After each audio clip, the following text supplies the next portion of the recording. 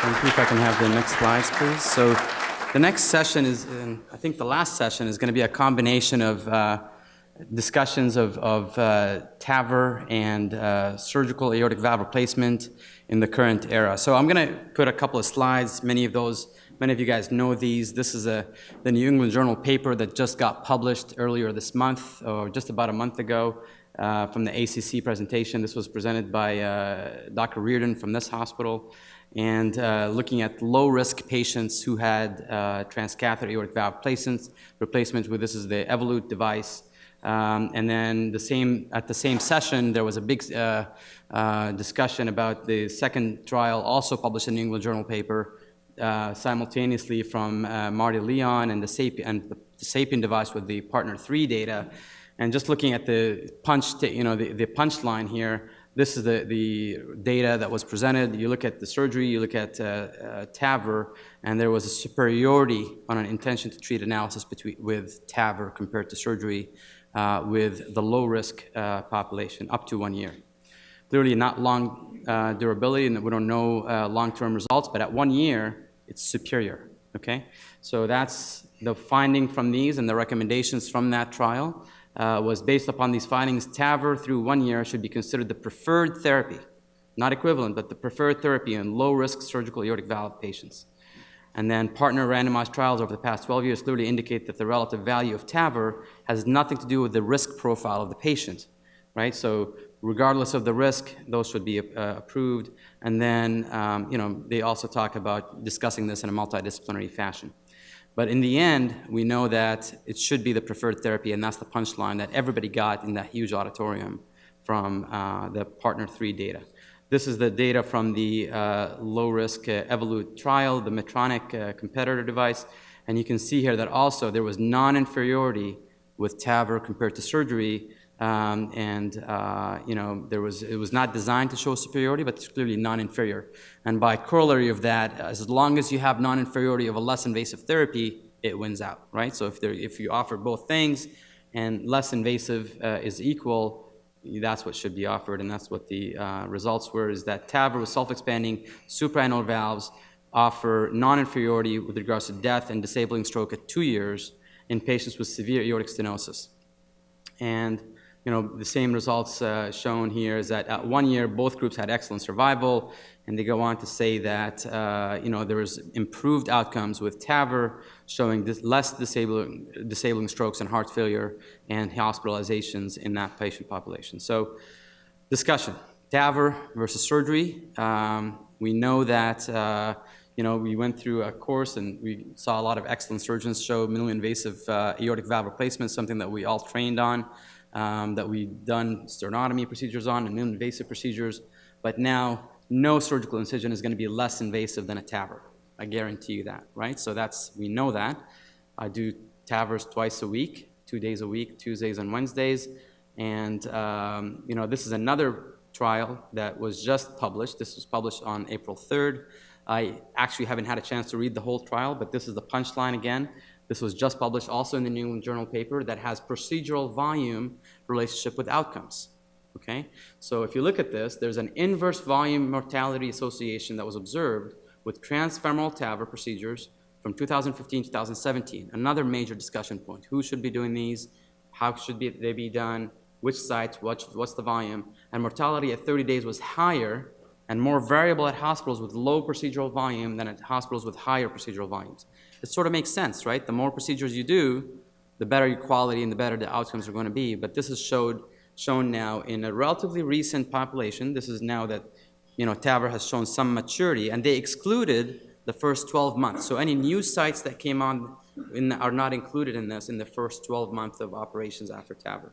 So clearly volume has a direct relationship.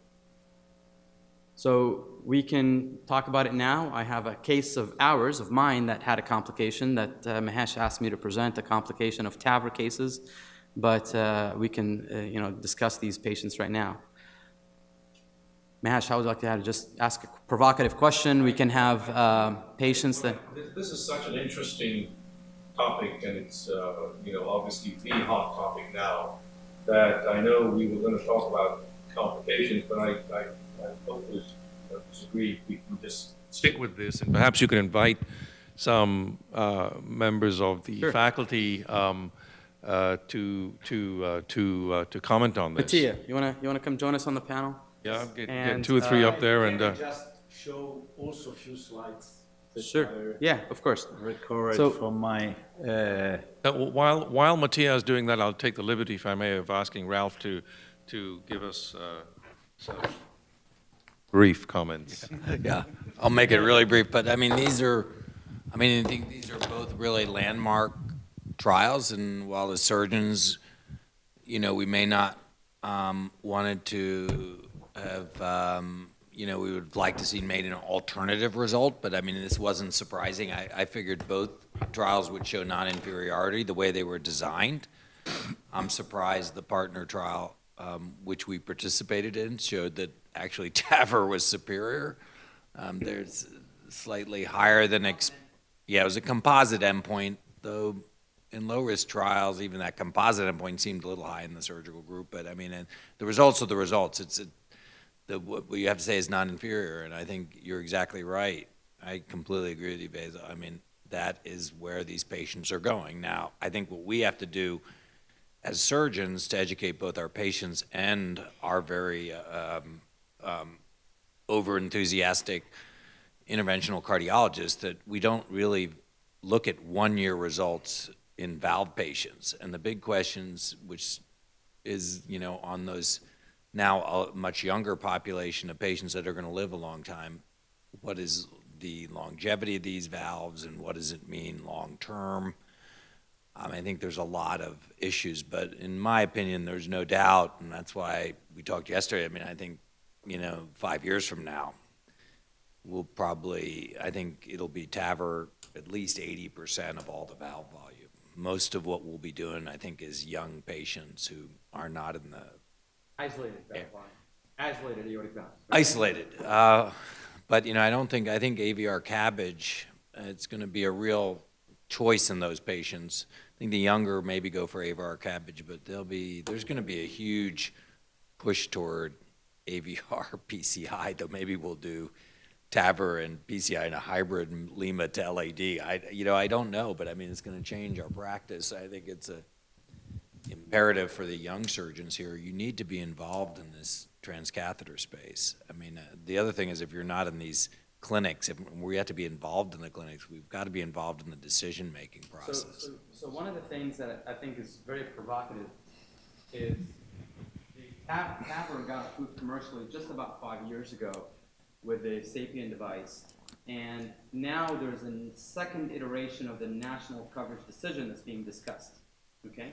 And that's going to be released probably in the next month or two, something like that. And, when that first got released, TAVR was supposed to be done with a heart team. 2 surgeons have to sign off. It has to have minimum threshold requirements for buy-in by the surgeon, the cardiologist, and the institution. If you look at the most recent iteration that's being proposed right now, that's being discussed, and there's a period of commentary period that's going on right now. The second surgeon requirement is gone, is not required, which we knew that was going to happen, especially now that the risk issue has been taken care of. There's no risk concerns. But the other issue is that there is the surgical volume requirements have very much been eliminated. The only thing that the surgeon that's involved in TAVRs are going to be required is to have 20 cardiac surgical procedures. They may not even need to have seen the aortic valve, right? Or a resident may have graduated, and if they've been involved in 20 surgical valves, then that would be allowed. There's no minimum threshold requirements in that aspect. So, clearly the thresholds are coming down, the volume requirements are coming down, and that has implications, and the advocates of that side say, well, that's going to improve accessibility of this amazing technology. The flip side is that we showed you that quality is also related to volume and experience, and I can have a complication of mine that I can show you later if we have the time. We're doing that in a very good, here. So this is a case that was billed as a slam dunk TAVR, okay? It's a 72-year-old healthy gentleman, intermediate risk, conscious sedation, transfemoral access TAVR that we were doing. And it was, we were doing a pre-dilatation BAV, which is relatively routine with most TAVRs. And once we did that, the blood pressure did not recover. So we paced the patient, balloon goes up, and balloon comes down, pacer's off, blood pressure didn't go back up again. And that's a big problem. We knew something was wrong. We try to speak with anesthesiologists, we give them volume, we look at pacing, rhythm issues, but we did a transthoracic echo at the bedside. There was a huge pericardial effusion. We knew something was wrong. We immediately went on bypass, and this is what was found. Okay? So the problem is right at the aortic root. This is a sternotomy. This is, this is the anesthesiologist taking this with an iPhone, okay? The anesthesiologist, after he did his part, is recording this with an iPhone, and we're trying to control the bleeding. And you see there's this big geyser coming out of the aortic root right next to the right coronary artery. And once we had the heart arrested and we identified the location, it was that black hole right over there. So you can see that it was right next to the right coronary artery. It's about a dime-sized hole with a piece of calcium from the right coronary cusp that perforated the aorta as soon as the balloon came up. And that's what happened, and the patient had tamponade.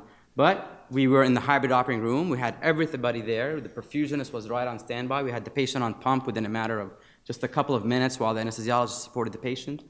And we put a new valve in there. We took out the old valve. We patched that hole. And the patient walked out of the hospital in 6 days with no long-term issues. Of course, he had a big cut. There wasn't a hole in the groin. But it was a good save. And that's something that we can talk about in terms of accessibility. Do you want to have this done in a cath lab where you don't have all that backup? This was not a high-risk case. It was not an older, frail person. And now that it's going to be approved for low risk, that raises all sorts of questions about accessibility versus quality versus team preparation and who should be there and who should be involved. So, we're going to go through that decision-making process with regards to the national coverage decision. But I have a couple comments real quick. Yeah. So, I would encourage everybody in this room, right now it's a CMS publicly commenting period, and everyone in this room to comment. So the last I checked, about 95% of the comments are from cardiologists. And there's actually a big push right now from cardiologists to remove surgeons altogether. So right now, you need a surgeon to sign off on a TEVAR. But there's a big movement from cardiologists, prominent cardiologists out there, that a cardiologist should sign off for SAVRs, right? I mean, it's actually not unreasonable if you think about it. It's not unreasonable, especially with this data, and they're pushing in that direction. Another direction right now is that it's currently required that both the surgeon and cardiologist be involved with the procedure. There's a large push to remove the surgeon involvement in the procedure during a TEVAR.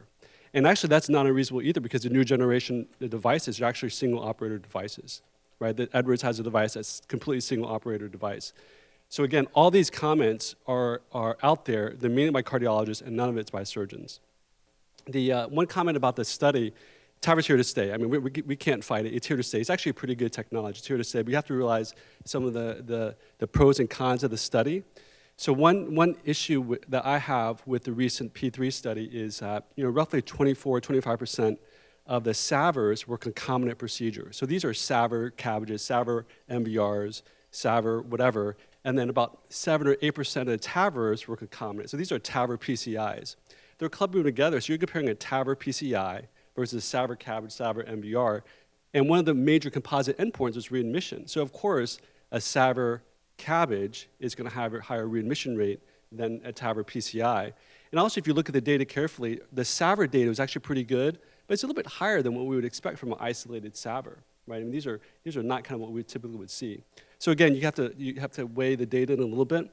The last thing I think it's important to weigh in is folks are going to run with this, but we still have to look at what data was presented in the study, and the average age was patients roughly in their 70s, 72-ish.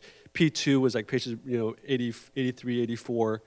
And so you can't translate this data to someone who's in their 60s or 50s, but people will do it, right? But that's the data. So you have to be very clear. These are patients roughly in their low 70s, and these are the results with some potential pros and cons, but these are results. But we don't know anything about patients who are in their 60s, and we can't blindly start doing TEVARs in patients in their 60s without more data. Want to present some slides? No, it's just also to be provocative in a topic like this, because when you see even the latest mortality data of surgical AVR, which is 2.5%, in the low risk, I think it's still too high. So I don't have these results in any surgical AVR. So and in many of centers now the mortality rate is less than 1%, even in an intermediate risk group of patients. So if we look at the, can we switch?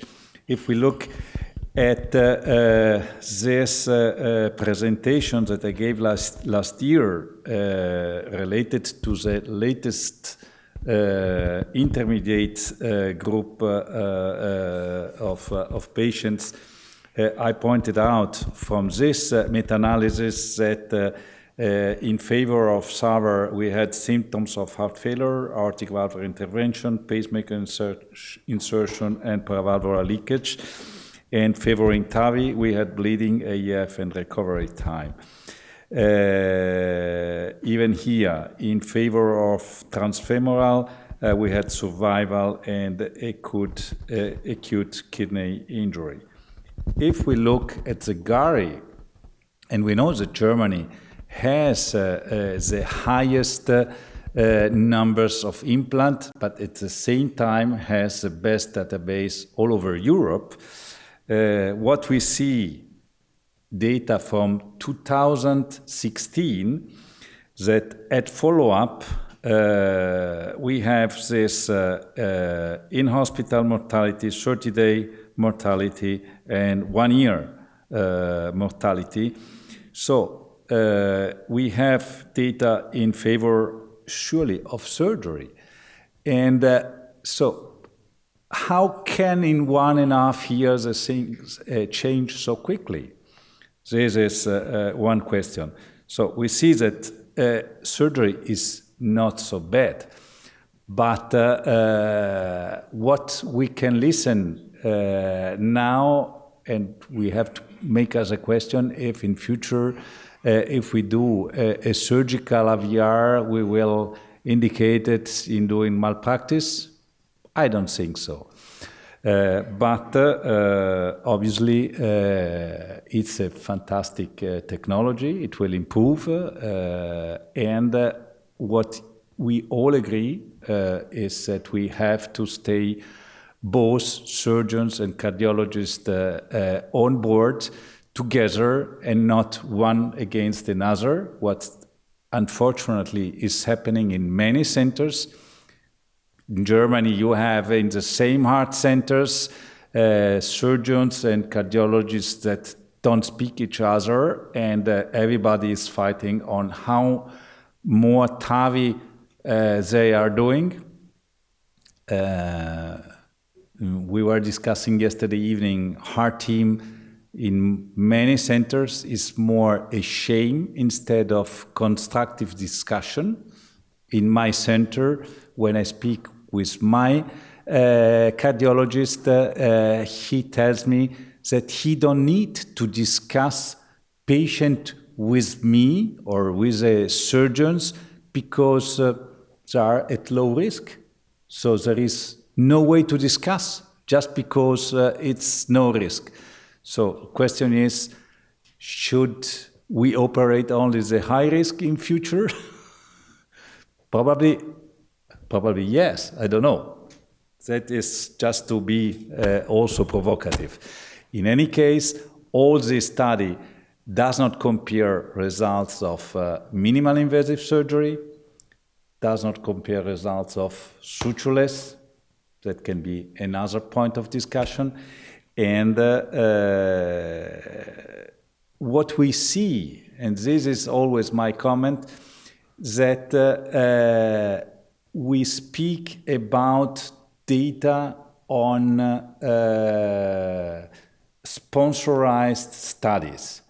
We never see published data from single center which made the history of cardiac surgery and which probably are more reliable on the real world. So what's really happening? My cardiologist does not do any follow-up. And I don't think that we are the only one who are not doing follow-up.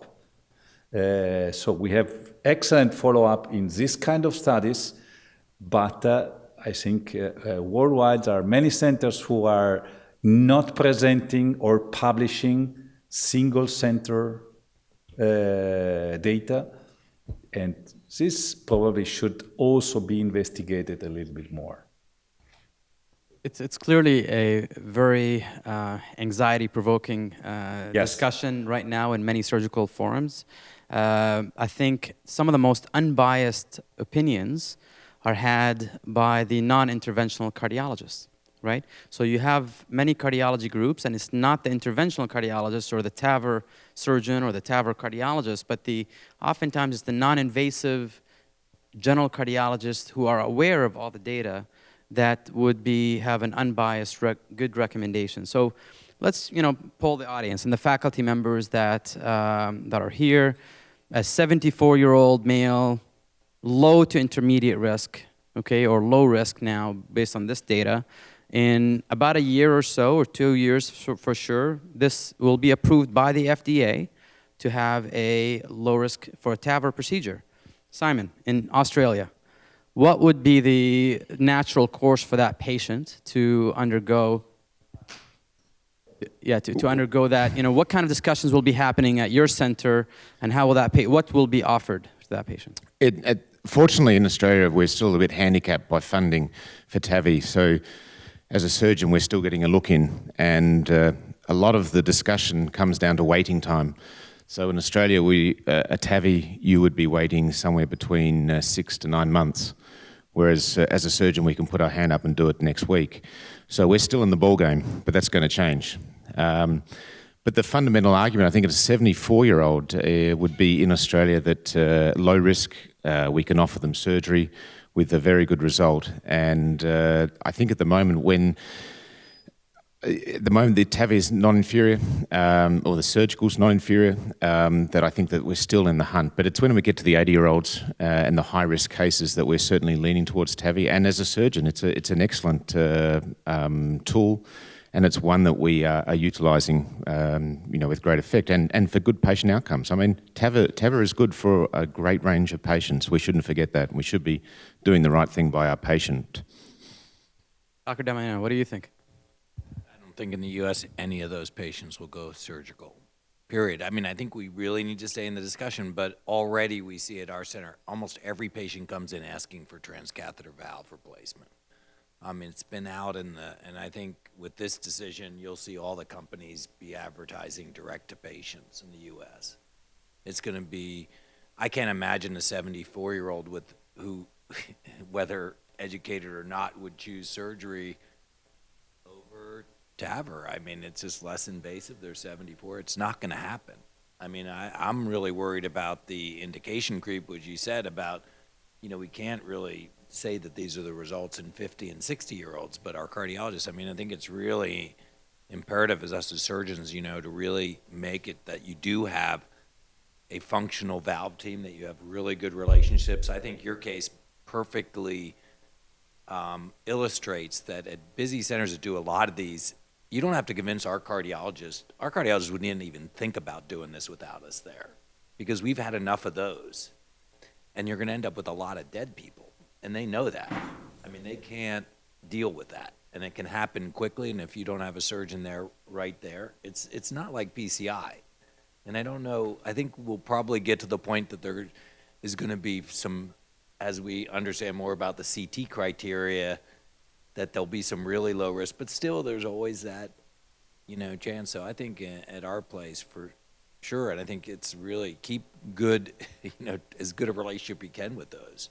But I think it's still best treated by a heart team, and I guess I have faith in humanity that it will stay that way. But there certainly is going to be centers. I'm really concerned about in the low volume centers that are going to start adopting it. We're going to have surgeons that aren't that familiar to do an operation like you did. I mean, if you were a surgeon who does one aortic valve a year, maybe, are you going to be able to do it? I would tell you some of our community hospitals in St. Louis, they are doing so few surgical AVRs because their cardiologists are driving even before the low-risk trial.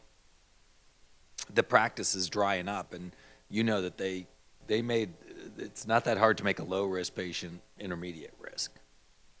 So, you know, I don't think anything we do is going to change the fact that these are two huge multi-center New England Journal articles, and every cardiologist, I mean, I think I agree with Maria that we should really try to still present our results. And I think as surgeons we have to. I think it's going to be just like the stents. I mean, minimally invasive surgery is going to be important because, you know, the cardiologists and they're always saying, oh, you're going to have to get your whole breastbone split, you know, and I think to have an alternative that isn't that invasive is critical.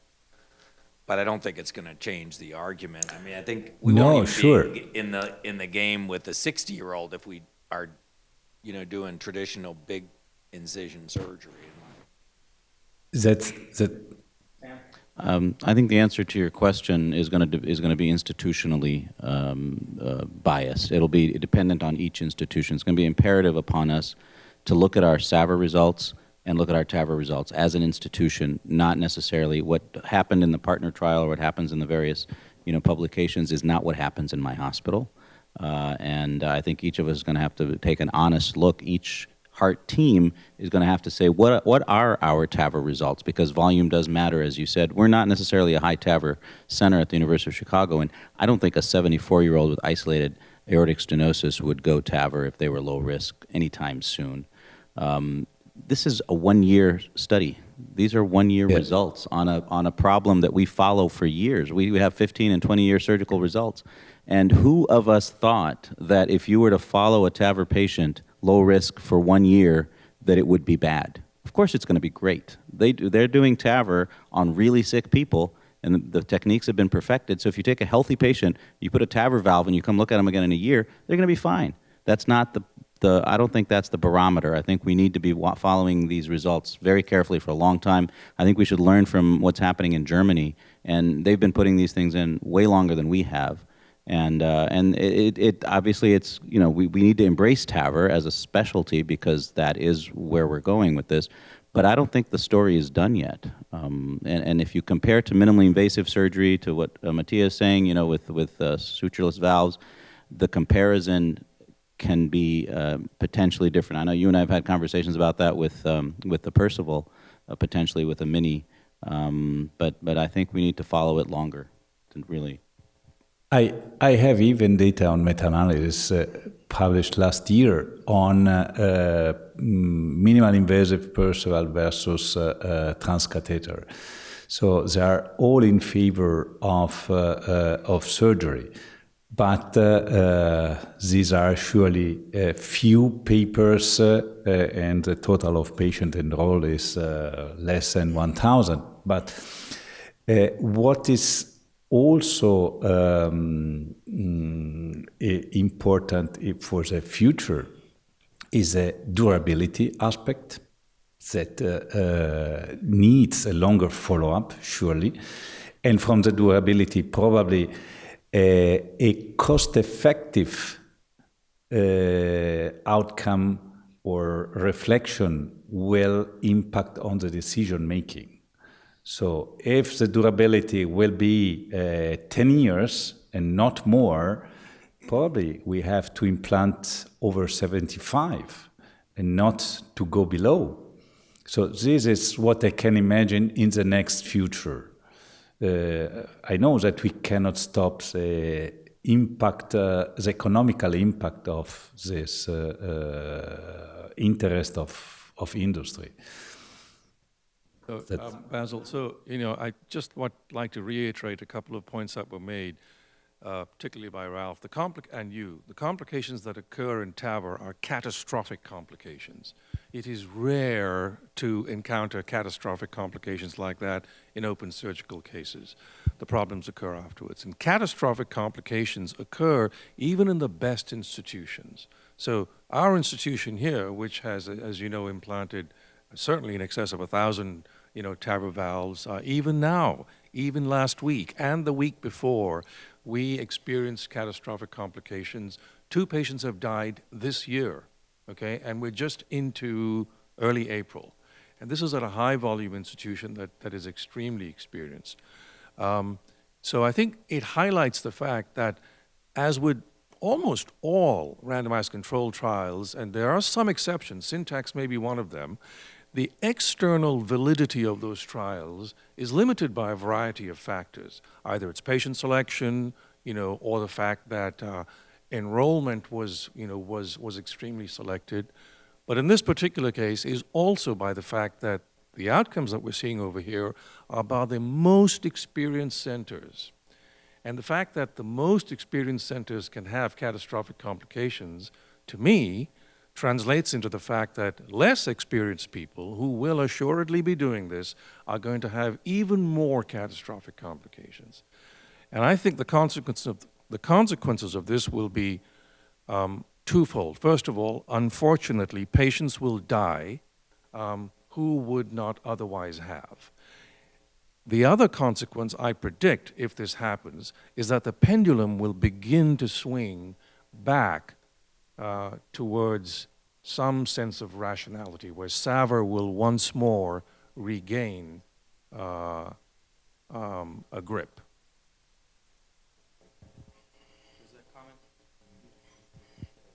My comment is, like, we talked about young surgeons developing transcatheter skills in order to survive in the future. Like 5 years down the lane, do you think, I don't believe the cath lab is ever going to be our turf as long as the cardiologist is there. So do you think we'll still be called for deploying just a valve there 5 years down the lane? So the question is a very relevant one, and it's really at the heart of the discussion. So you're finishing your training, right? And you're going out, and everybody's saying, like you heard before, the surgeons should get catheter skills, right? And I'm a firm believer in that. We all agree that that's a good idea. The issue is that in a few years, if the surgeon is not going to be called for these procedures, what are those catheter procedures, catheter skills going to be used for? And that's a very genuine question. One of the other fellows that used to work with us asked me that same question. I certainly, a lot of what we do and doing these TEVAR procedures is a big part of my practice. It's at least maybe 40%, 2 days a week I'm in the hybrid room. I know that many other surgeons, like the two gentlemen over there, do the same thing. Your guys are very much aortic procedures, and that's all catheter driven. There's no reason why we as surgeons cannot gain that skill set, either in training or after training. And that's very important for multiple reasons. So my answer to you is an overwhelming yes. Get those catheter skills, 100%. And the reason why is because, at least for now, even with the new NCD, right, that I just brought up earlier, where they removed the second surgeon requirement, there is still a heart team decision that's going to be required from the government for any program that does TEVAR. Okay? Now, one of the main things is you have a team that's going to come in, and you still have one surgeon, one cardiologist for every case that's going to be required, at least for now, right? I don't think that's going to change in the current NCD. Maybe in 5 years, I think that will likely happen. But at least for now, there's going to be a surgeon and a cardiologist required, and that's incumbent upon us to make the right decision because we have the most equipoise, okay? So I think for every group, there should be at least one, maybe two surgeons who has ultimate facile knowledge of how to do a TEVAR procedure from soup to nuts, from the first puncture to the percutaneous closure, and none of that access nonsense where the surgeon is only there for alternative access or femoral or subclavian or whatever.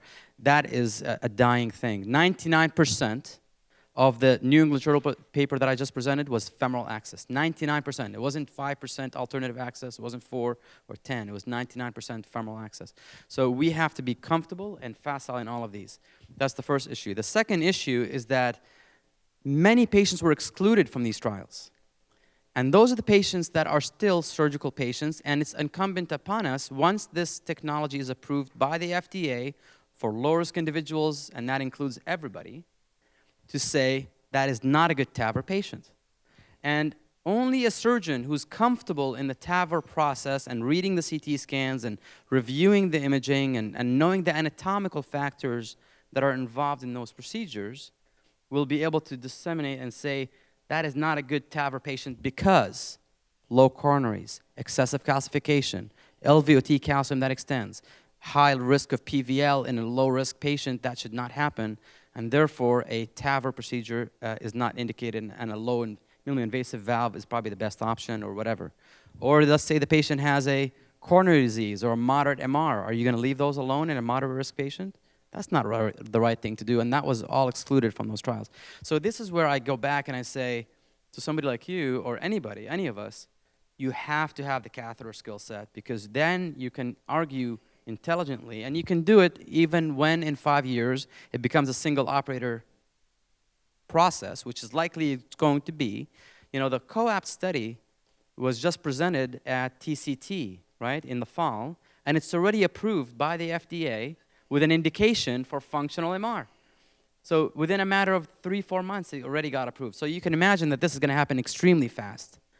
And once that happens, it's going to be out there, and there's not going to be any of those criticisms as which patient was excluded and which patient was not excluded, because everybody's going to get a TAVR, or at least be offered a TAVR in a center that does know the details of which patients were excluded or not. And you know, it's the surgeon in that team that I think has the most equipoise to decide yes or no, and then argue intelligently with the cardiologist, and as a team perspective, that this is the best way to do it. One last question is like, I agree totally that we need to have, as cardiac surgeons, need to have transcatheter skills. I am like privileged to experience the 5 months of rotation TEVAR skills. It definitely increased my experience in that. But 5 years down the lane, when you say the FDA approves the low-risk people for things, do you think the cardiologist will ever even refer one to us, or even discuss a patient of a low-risk patient to consider is it a SAVR patient or a TAVR patient? Yeah, that's a very good question, and I think ultimately it's going to be based on the local politics, just like Sam and others mentioned. Ultimately what's going to happen is, if you are part of that TAVR team, why wouldn't you be the one, if it's a single operator system, why wouldn't you be the one doing the case, right? And ultimately what's going to happen is that in most of these sites, you're going to have, and there has to be a concerted surgical effort to preserve surgical involvement in that TAVR team once the single operator system becomes approved, which means that you can have 3 individuals, right, or 2 individuals in that hospital that do TAVR, and 1 cardiologist and 1 surgeon. In some cases, they may do them together, or one or the other can do them independently of one another. But it cannot be that you have only cardiologists do that, because, or only surgeons by the same token. So, Moritz, what do you think? I don't have any new insights or great wisdom, but I have a comparison to make, and that is, I think a lot of the conversation is always it's TAVR versus SAVR, and I fundamentally disagree with that. I think it's complementary technology. It's not exact same procedure in terms of what we do and accomplish in around the aortic valve. And so maybe it's really time to look beyond a comparison of TAVR versus SAVR. And it reminds me a little bit of a marriage that's headed towards divorce. If you go to a cardiology meeting, they lambast about the surgeons and vice versa. You sit in a surgery meeting and everybody's pointing fingers at the cardiologist. And I think if your marriage is headed towards divorce, you can point fingers at your spouse and see how that works. Or you can try to understand your spouse, and for us as cardiac surgeon, that would be, we have to understand and really be facile with interventional technology, with transcatheter therapeutics, all that. And you have to work on yourself. And I think that's the point that I take away from these low-risk trials. As surgeons, we have to have excellent outcomes, and we have to do a better job. You can't go to the OR and barely fit in a 19-millimeter valve and come out with like a 20-millimeter gradient. I think that's not acceptable anymore. You need to get CT scans. You need to use imaging. You need to be thoughtful. And I think, as has been alluded previously, you have to understand what the capabilities of interventional cardiology technology or transcatheter therapeutics is, and really bring the marriage back together again. I think that's the only way to really get the best possible results for every single patient, every single time. And while we can sit here and point fingers at the other specialty, and they can do the same, I think the best possible way forward is for everyone to really focus on what we do best and try to be understanding of the other side. That's a very nice comment, but the ideal world not always corresponds to the real world. So, just to tell you, I'm working since 4.5 years in the new hospital where I moved. You know how many coronary patients I received from my cardiologist? One. Only one. Last year, over 120 TAVIs, you know how many I personally sent to the cardiologist? 80. So you can imagine which is the difference. And there is only, in my opinion, one solution to solve this problem, that we all, cardiologists and surgeons, have one single budget. So there is no economical interest on how much money you are paid or I am paid, and we all have a single budget, so that we can put again the patient in the first position. Yeah. My recommendation is for you to do those 80 TAVRs and get involved in those aspects, because it's not going to stop at TAVR. I think at the next re-evolution or the re-evolution after that, it's going to be mitral technology or tricuspid technology. And, you know, I think it's not TAVR cardiology, SAVR surgery. TAVR, I think, should be just as much as in our armamentarium for minimally invasive aortic valves or sternotomies, and that's what we need to do. I'll give it back to the boss here. I think we're going to wrap it up, but before we do, I'd like you all to give a round of applause to our team that made it happen. And they're not all here. Most of them are outside.